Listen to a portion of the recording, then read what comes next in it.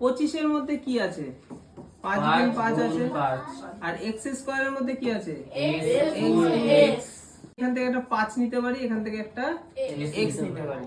তো 5 আর x নিলে কি হয়? 5x। আর এখানে যেহেতু আরেকটা 5 আছে, এখানে আরেকটা x আছে, তাই এটাকে আরেকবার করে আর লিখবো না, তার পরিবর্তে কি করতে পারি? স্কয়ার দিতে পারি। এইজন্য আমি কি করলাম? স্কয়ার দিয়ে দিলাম। 5x তার হোল স্কয়ার। এই জায়গাটাতে আমি ফাঁকা রাখবো জায়গা। এখন এখানে কিছু লেখার দরকার নেই, একদম লাস্টে চলে যাব 9 এর কাছে। 9 কে জিজ্ঞাসা করবো তুমি কার স্কয়ার? 9 এর। আমি 3a স্কয়ার। তাহলে 9 থেকে আমি কি লিখতে পারি? 3a স্কয়ার, কারণ 9 এর মধ্যে কি থাকে? 9 এর মধ্যে কি থাকে? 3 তো আমি এখানে তাহলে কি লিখতে পারি? একটা 3 লিখবো। এই যে একটা 3 লিখেছি, আর একটা 3 লিখবো না, তার পরিবর্তে কি লিখবো? স্কয়ার লিখবো। ক্লিয়ার সবার? আচ্ছা, তাহলে এটাকে আমি কি বলতে পারি?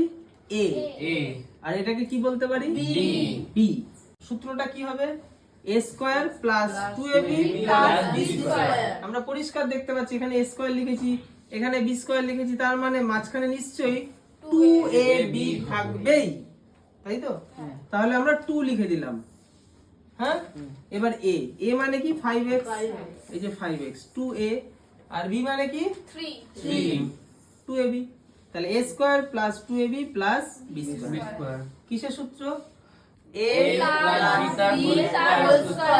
প্লাস b তার হোল স্কয়ার। এই যে a দেখতে পেয়েছো, আর এই যে b, তাহলে a প্লাস b তার হোল স্কয়ার।